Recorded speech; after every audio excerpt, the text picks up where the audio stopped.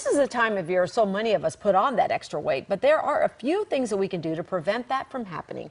Stephanie Mansour of Step It Up with Steph joins us now with some hacks to get us through New Year's. Welcome back. Thanks, Nice Sylvia. to have you. Yeah, this really isn't the time of year to start thinking about dieting, right? Yes, I agree. And I actually encourage my private weight loss clients to focus on maintenance rather than weight loss over this time period. But it is a great time to sort of hack your health so that you don't gain weight, and also to set you up for success when you're making those New Year's resolutions. So if we can get through this holiday without gaining any weight, then it's actually, and you can maintain, I mean, that's something you should be proud of, right? Yes, exactly. Okay, so we've got a few tips that we're going to start with. Yes. The first one you say is create a party for your health. Yes. I love the way you think. What do you mean by that? All right, so basically, let's say that every day you might have some sort of goal that you wake up with. So whether it's you want to make sure that you're not overdoing it with those holiday cookies that are in your kitchen, or you want to make sure you're not having more than 1 or 2 cocktails at your work holiday party, whatever you wake up and have kind of on your agenda for that day, set a little goal. And then once you reach that goal and you feel good about it,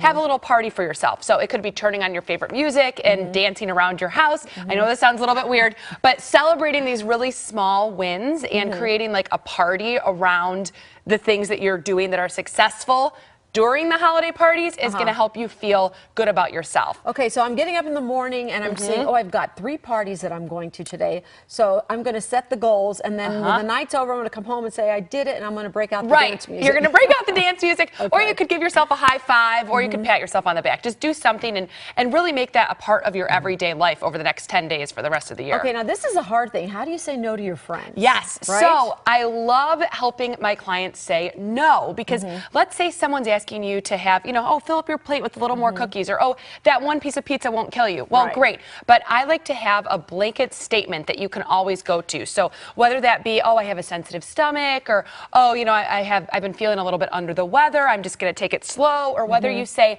I just want to cut back on things, so I'm good. Have this statement that you're always going to say so that someone doesn't feel offended when you're saying no. And then if someone's trying to push extra glasses of wine or cocktails on you, just say that or tell yourself that you're going to go into the restroom, fill up your glass with a little more water so that no one can see that it's almost empty, and you'll avoid that situation completely. Just try to get strategic about how you're saying no. I like that, and I like what you said first by just saying, oh, my stomach's not feeling too well, because if you just say I'm trying to cut back, to me, people are going to question you, right? Yes, or if you're saying I'm tracking my food and drink in an app, they're like, oh, a whole conversation none of us want to have. That you don't want to have, right?